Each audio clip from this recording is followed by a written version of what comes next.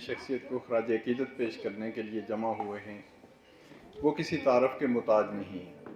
انہوں نے اپنی ساری زندگی منقسم محکوم مجبور کشمیر کو متحد کرنے اور اس کو ایک آزاد خود مختار ملک بنانے کے لیے جدوجہد کی، اور جیلوں میں قید رہے۔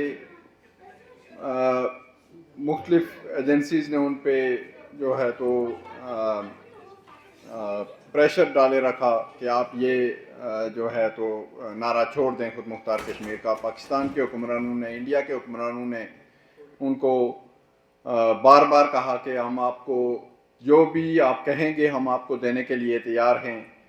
پاکستان کے وزیر اعظم نواز شریف صاحب نے ان کو بارہا آفر کی کہ ہم آپ کو اعلیٰ سے اعلیٰ وزارت دینے کے لیے تیار ہیں، آپ یہ نعرہ چھوڑ دیں، لیکن انہوں نے کہا کہ نہیں، جس طرح ہم سب کا مذہبی نعرہ لا الہ الا اللہ محمد رسول اللہ ہے، اسی طرح میرا سیاسی نعرہ کشمیر بنے گا خود مختار ہے، اور جس طرح میں لا الہ الا اللہ محمد رسول اللہ نہیں چھوڑ سکتا، اسی طرح میں کشمیر بنے گا خود مختار کا نعرہ بھی نہیں چھوڑ سکتا۔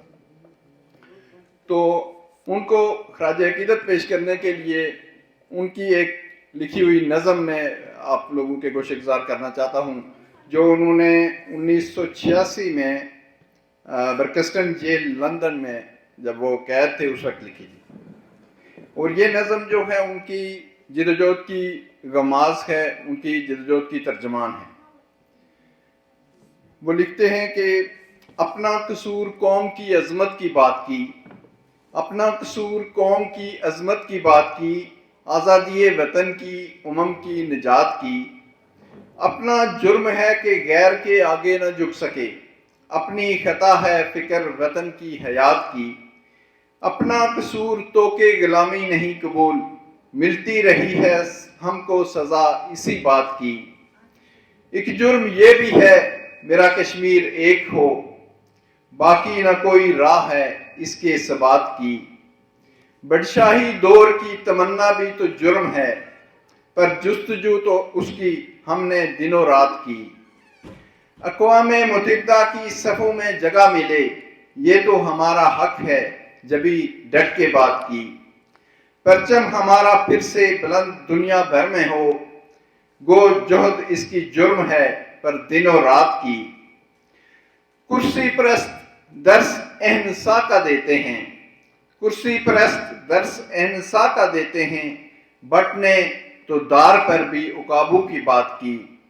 یہ قید کیا ہے پھانسی بھی منظور ہے امان، یہ قید کیا ہے پھانسی بھی منظور ہے امان، ضامن بنے گر اہل وطن کی نجات کی۔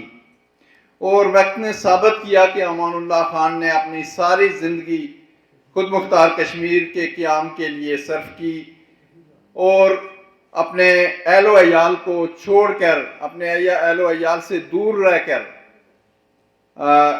مسلسل 24 گھنٹے سمجھے کہ انہوں نے اس تنظیم کے لیے، اس نظریے کے لیے کام کیا۔ میں ان کو خراج عقیدت پیش کرتے ہوئے انہی الفاظ پر آپ سے اجازت چاہوں گا۔ شکریہ۔